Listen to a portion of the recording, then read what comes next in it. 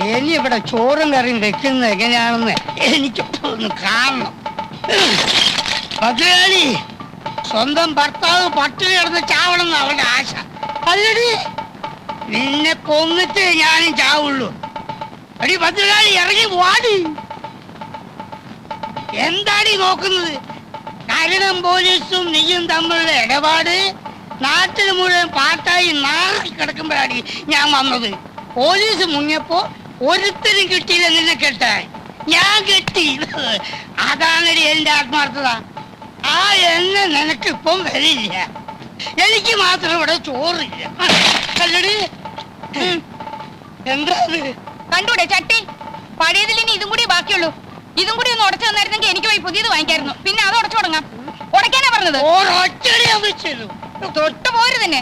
ഈ കയ്യും വിട്ടു. കള്ളു കുടിക്കാൻ കാശ് വന്ന് ചോദിച്ചപ്പോ ഞാൻ പറഞ്ഞില്ല ഇത് അരി വാങ്ങിക്കാനുള്ള കാശാണ്, ഇത് തരില്ലെന്ന്. അപ്പ പറഞ്ഞ് എനിക്ക് ചോറ് വേണ്ട, കള്ളു മതിയെന്ന്. കള്ളു കുടിച്ചു കഴിഞ്ഞപ്പോ ചോറ് വേണമെന്ന്. ഇവിടെ ചോറില്ല, ഇല്ല, ഇല്ല. ഇനി ഇവിടെ കിടന്ന് ഒച്ചയും വേളം ഉണ്ടാക്കിയാലുണ്ടല്ലോ, എന്റെ സ്വഭാവം അറിയാലോ. കരുണം പോലീസുമായിട്ട് എനിക്ക് ബന്ധം ഉണ്ടായിരുന്നെങ്കിലേ പിന്നെ എന്തിനാ ഇയാളെന്നെ കെട്ടിയത്? നിന്റെ തന്ത എനിക്ക് കാശ് തന്നിട്ട്.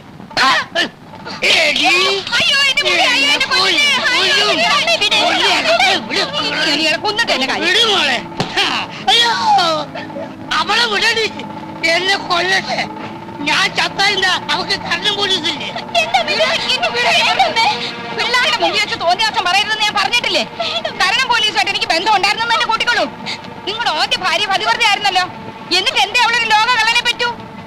മുട്ടേന്ന് വരുന്നതിന് മുമ്പ് അവൻ ജയിലിൽ കിടന്നില്ലേ? ഇപ്പോഴും ആളുകളെ പറ്റിച്ച് നടക്കില്ലേ?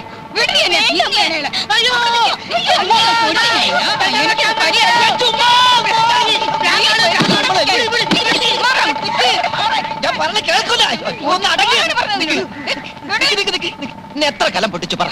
എനിക്ക് ചോറ് തന്നില്ല. ചോറ് വേണ്ട, ആ അരിയുടെ കാശിന് കള്ളു മതി എന്ന് ചേട്ടൻ പറഞ്ഞാണ്. അതന്നെയല്ലേ സംഭവം? ഇന്നെങ്കിലും വല്ല പുതുമ ഉണ്ടാവും ഞാൻ വിചാരിച്ചു. ഉണ്ടായില്ല. കലത്തിന്റെ കാശ് വേണം, അത്രയേ ഉള്ളൂ. ഞാൻ തന്നേക്കാം. അയ്യോ, പ്രശ്നം തീർന്നല്ലോ. തീർന്നല്ലോ. ഈ രൂപ രാജഗോപാൽ എന്റെ പേർക്ക് മണി ഓർഡർ അയച്ചതാ നിങ്ങൾക്ക് തരാൻ. ആണോ? എങ്കിൽ എനിക്ക് മുട്ടി ഇവളിപ്പോ അവനെ തെറി പറഞ്ഞിട്ടുള്ളൂ. എങ്ങനെ പറയാതിരിക്കും? അവന്റെ ഈ പെമ്പിള്ളാരുടെ തള്ള രണ്ടാണെങ്കിലും തന്ത നിങ്ങൾ തന്നെയല്ലേ. പെങ്ങന്മാർക്ക് ചെലവിന് കൊടുക്കേണ്ടത് ആങ്ങളയുടെ കടമയാ, ഇല്ലേ അയ്മുട്ടി? അതെ അതെ അതെ. കൊല്ലി ഞാൻ. എന്താടി നോക്കിയിരിക്കുന്നത്? കേൾപ്പൊടി കാഴ്ച കാണാൻ വന്ന് നിൽക്കുന്നു. ഈ പണം അവൻ എന്റെ പേർക്ക് അയക്കാൻ എന്താ കാരണം? എന്താ ഇവിടുത്തെ മേൽവിലാസം അറിഞ്ഞൂടെ? എന്തോ എനിക്കറിഞ്ഞൂടാ. അവൻ എവിടെയാ ഉള്ളത്? ആരെയാ ഇപ്പൊ അവൻ പറ്റിച്ചോണ്ടിരിക്കുന്നത്? എനിക്കൊന്നും അറിഞ്ഞൂടാ എന്റെ പടച്ചോനെ. നീ അവനെ കണ്ടു? ഈ പണം നിന്റെ കയ്യിൽ അവൻ നേരിട്ട് തന്നാന്ന് ഞാൻ പറയും. അല്ലെന്ന് ഞാൻ പറയുന്നു. ശരി ശരി, അല്ലെങ്കിൽ മോനെ ഒരു 50 രൂപ എനിക്ക് താടാ. 50 രൂപ പോയിട്ട് 10ന്റെ പൈസ എന്റെ കയ്യിലില്ല. ഇല്ലെങ്കിൽ വേണ്ട, വാ നമുക്ക് ചായ കുടിച്ചിട്ട് പോവാം. വേണ്ട, ഞാനിപ്പോ ചായ കുടിച്ചാണ്. ചായ കുടിക്കണ്ട. ഞാൻ ചായ കുടിച്ചാണെന്ന്. ആ ശരി, അത് അവിടെയുള്ള കുടിച്ചേട്ടാ. ഞാനിപ്പോ കുടിച്ചാ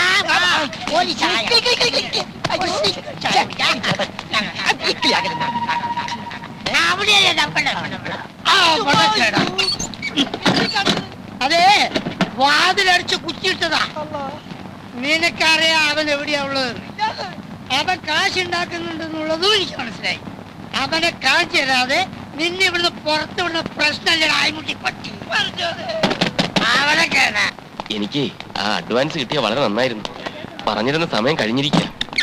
അതെ ഡോക്ടറെ, ഞാനേ വളരെ പ്രധാനപ്പെട്ട കാര്യം പറയാനാ വന്നത്. അഡ്വാൻസ് എന്തിനാ? ഞാൻ ഈ ആശുപത്രി എന്നെ എഴുതി അങ്ങോട്ട് തരുമല്ലോ.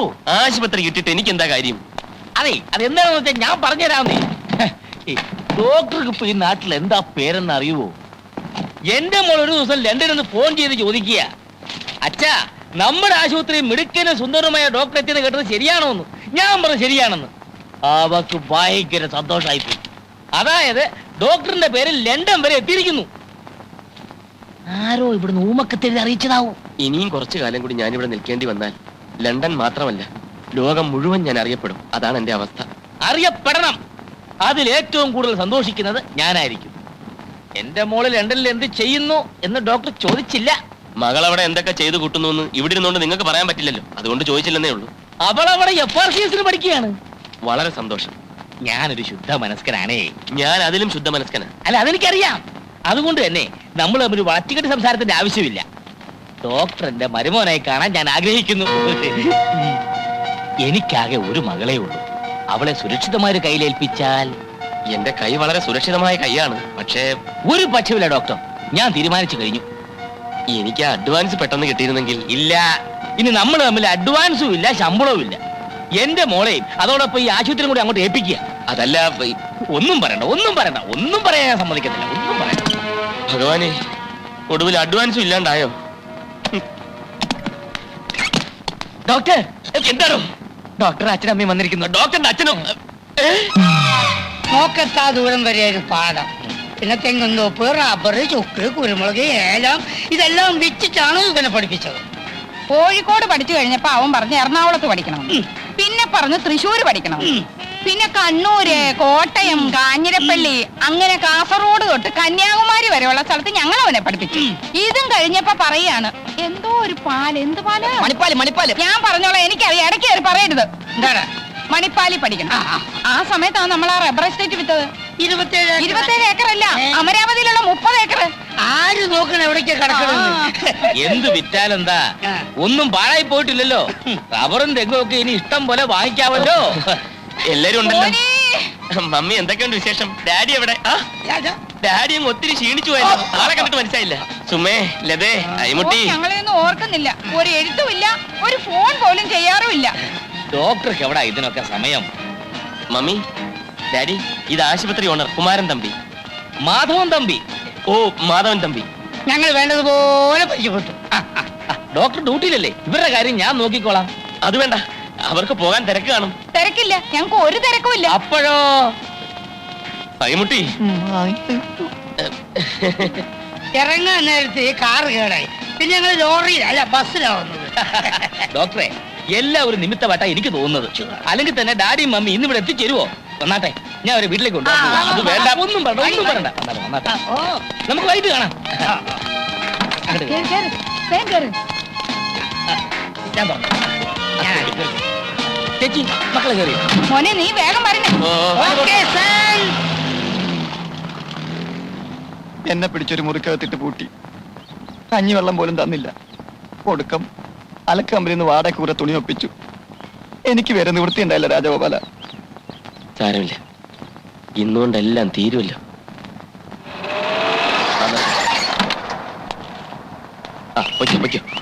അച്ഛനെ വലിയിട്ട് വന്നു. നിങ്ങൾക്കെങ്കിലും കുറച്ച് ബുദ്ധി ഉണ്ടായിരുന്നില്ലേ? പറഞ്ഞൂടായിരുന്നു? ഞാനിവിടെ നാട്ടുകാരെയും പോലീസിനെയും പേടിച്ച് കള്ളപ്പണി ഞാൻ അറിഞ്ഞിട്ടും അതിഥികളായിട്ട് വന്നിരിക്കുന്നു. മനുഷ്യനെ കൊലയ്ക്ക് കൊടുക്കാൻ ദ്രോഹികൾ. എല്ലാ കാര്യവും വല്യേട്ടൻ അറിയാവുന്നല്ലേ? മിണ്ടി പോകരുത്. മോനെ, അവിടുന്ന് ഇറങ്ങുമ്പോൾ ഞാൻ പറഞ്ഞാണല്ലോ എന്നെ അന്വേഷിക്കരുതെന്ന്. ഞാൻ നിങ്ങളുടെ ആരുമല്ല, ഇറങ്ങിപ്പോണം. 1 മാസത്തിനകം ദാമുവേട്ടൻ ഓഫീസിൽ നടത്തിയ തിരിമറി പിടിക്കപ്പെടും. മാലതി ഇടത്തി പറഞ്ഞെന്താണെന്നറിയോ? ദാമുവേട്ടൻ ആരുടെയും മുമ്പിൽ ഇന്നുവരെ തല കുനിച്ചിട്ടില്ല. പിടിക്കപ്പെടുന്നതിന് മുമ്പ് രൂപ ഏർപ്പാടാക്കിയില്ലെങ്കിൽ കൂട്ടമരണമേ നിവർത്തിയുള്ളൂ. ദാമുവേട്ടനും മാലതിയേട്ടത്തെയും 3 മക്കളും. അന്ന് രണ്ടും കൽപ്പിച്ചിറങ്ങിയതാ ഞാൻ. അപ്പൊ ഞങ്ങളൊന്നും നിന്റെ ആരുമല്ലേ രാജ? അതൊന്നും ഇപ്പൊ എന്റെ തലയിലില്ല. അമ്മ മരിച്ചതിൽ പിന്നെ മാലതിയേട്ടത്തിയായിരുന്നു എന്റെ അമ്മ. അച്ഛൻ അന്നും കള്ളം കുടിച്ച് നടക്കുകയായിരുന്നു. അതിന്റെ ഇടയിൽ നിങ്ങളെ കെട്ടുകയും ചെയ്തു. ഭാര്യയുടെ അനിയനെ പഠിപ്പിക്കേണ്ട കാര്യമൊന്നും ദാമോട്ടൻ ഇല്ല. ഒടുവിൽ ഞാൻ കേസിൽപ്പെട്ട് ജയിലിലായപ്പം എന്നെ രക്ഷിക്കാൻ വേണ്ടിയാ ദാമോട്ടൻ പണം തിരിമറി നടത്തിയത്. ദാമു നിന്റെ ചേച്ചിയെ കെട്ടുന്നതിന് മുൻപ് നിന്നെ ആരാ പൂച്ചിയത്? ആ കണക്കൊന്നും ഇപ്പൊ പറയണ്ട. ഞാൻ ലോക്കപ്പിലായിരുന്നപ്പം എന്റെ മകൻ കാരണം എന്റെ മാനം പോയി എന്ന് പറഞ്ഞുകൊണ്ട് കുടിക്കുന്ന കള്ളിന്റെ അളവ് കൂട്ടിയല്ലാതെ അച്ഛൻ എനിക്ക് വേണ്ടി എന്തു ചെയ്തു? എന്നെ വന്നൊന്ന് കാണാൻ പോലും കൂട്ടാക്കിയോ? ദണ്ണ ഉണ്ടച്ചാ, അതൊക്കെ ഓർക്കുമ്പോ എനിക്ക് നല്ല ദണ്ണ ഉണ്ട്. ആ പോട്ടെ, നമുക്ക് കഴിഞ്ഞൊക്കെ കഴിഞ്ഞ് രാജ. ഇപ്പോഴത്തെ കാര്യം സംസാരിക്കാം. എനിക്കൊന്നും സംസാരിക്കണ്ട. എല്ലാവരും എത്രയും വേഗം ഇവിടുന്ന് കാലിയാക്കണം, അത്രേ വേണ്ടൂ. അലക്ക് കമ്പനി തുണി എടുത്തോണ്ട് വന്നിരിക്കുക. എന്തൊക്കെ ആയാലും ഞാൻ നിന്റെ അച്ഛനല്ലാന്ന് നിനക്ക് പറയാൻ പറ്റുമോ? നിന്റെ എല്ലാ കാര്യങ്ങളും ഉത്തരവാദിത്തോടു കൂടി ചെയ്യാൻ എനിക്കല്ല മറ്റാർക്കാണ് മോശം? എന്റെ എന്ത് കാര്യം? അങ്ങനെ ചോദിക്ക്. ഞങ്ങളെല്ലാം സംസാരിച്ചു. നിന്റെ തമ്പി സാറിന്റെ മോളുടെയും കല്യാണം ഞങ്ങൾ അങ്ങോട്ട് ഉറപ്പിച്ചു. നിങ്ങൾക്കൊന്നും നാണവും മാനവും അല്പം പോലും ഇല്ലേ? ലണ്ടനിൽ നിന്ന് FRCS പാസ്സായ ഒരു പെൺകുട്ടിയെ വ്യാജ ഡോക്ടറായി ഞാൻ കല്യാണം കഴിക്കാനോ? എന്താ നിങ്ങളുടെയൊക്കെ ധാരണ? അഡ്വാൻസ് എന്ന് പറഞ്ഞൊരു തുക കയ്യിൽ കിട്ടിയാൽ ആ നിമിഷം ഞാൻ ഇവിടെ സ്ഥലം വിടും, അറിയൂ. ഞാൻ എന്തൊക്കെയോ കണക്ക് കൂട്ടി. അങ്ങേര് തരുന്ന സ്ത്രീധന തുക കൊണ്ട് എന്റെ കൊച്ചുങ്ങൾക്കും ഒരു മേൽഗതി ഉണ്ടാവുമല്ലോ എന്ന് ആശിച്ചു. ഇതിനൊന്നും കൂട്ടു നിൽക്കാൻ എന്നെ കിട്ടില്ല. ശരിയാ രാജ, ലതേ സുമേ നിന്റെ ആരുമല്ലല്ലോ. അവരെ പ്രസവിച്ച ഞാനായി പോയില്ലേ? അതൊന്നും പറയണ്ട, അങ്ങനെയൊന്നും ഞാൻ ചിന്തിച്ചിട്ടേ ഇല്ല. നീ ചിന്തിച്ചു. ചിന്തിച്ചെങ്കിൽ ചിന്തിച്ച് ഇപ്പൊ എന്താ വേണ്ടത്? ഏതായാലും നീ ഈ കള്ളവേഷം കെട്ടി, എങ്കിൽ പിന്നെ അത് മുഴുവനായിട്ട് അങ്ങോട്ട് ആടിക്കൂടെ നിനക്ക്? ഈ സ്ത്രീധനത്തുക കിട്ടിയ മാലതിയുടെ പ്രശ്നവും നിന്റെ ഈ അനിയത്തിമാരുടെ പ്രശ്നം എല്ലാം അങ്ങോട്ട് പരിഹരിച്ചൂടെ രാജ? സ്ത്രീധന തുക വാങ്ങിച്ച് ആരാ കെട്ടുന്നത്? അച്ഛനാണോ? ആ, അവർക്ക് എന്നല്ലല്ലോ ആവശ്യം, ഇഷ്ടം പോലെ പണമുള്ള പാർട്ടീസ് അല്ലേ. എടോ കെട്ടുന്നില്ലെങ്കിൽ കെട്ടണ്ട. കെട്ടാന്ന് പറഞ്ഞാൽ കാശ് ഇങ്ങോട്ട് കൈക്കിലാക്കിയ അതിപ്പോ നീ ചെയ്യുന്നതിനേക്കാൾ വലിയ രക്ഷമല്ലല്ലോ. സത്യമായിട്ട് അച്ഛൻ എന്റെ അച്ഛൻ തന്നെ. അങ്ങനെ വല്ല മോഹവും മനസ്സിലുണ്ടെങ്കിൽ അതിപ്പോഴേ നുള്ളി കളഞ്ഞേക്ക്. ഏതായാലും ഞങ്ങൾ നാളെ നാട്ടിലേക്ക് പോവാ. അവിടെ ചെന്നിട്ട് പെമ്പിള്ളേരുടെ കല്യാണ കാര്യം നിശ്ചയിക്കും. നീ ഈ കല്യാണത്തിന് സമ്മതിച്ചേ പറ്റൂ. മടുത്തു വല്യേട്ടാ. ഭാര്യ നമ്മുടെ അച്ഛനും അമ്മയും ഒക്കെ തന്നെ. പക്ഷേ ഏത് രീതിയിലും പണം കിട്ടണമെന്നുള്ള ചിന്തയെ അവർക്കുള്ളൂ. എന്തായാലും വല്യേട്ടൻ ഞങ്ങൾക്ക് വേണ്ടി ഒരു തെറ്റും ചെയ്യണ്ട. എന്തും അനുഭവിക്കാൻ ഞങ്ങൾ തയ്യാറാണ്. വേണ്ട, എല്ലാവരും എന്റെ നെഞ്ചിൽ ചവിട്ടി രക്ഷപ്പെട്ടുകൊള്ളു. ഇനി FRCS കാരിയുടെ ഭർത്താവുക. ഭഗവാനെ, ഇതെവിടെ ചെന്ന് അവസാനിക്കും?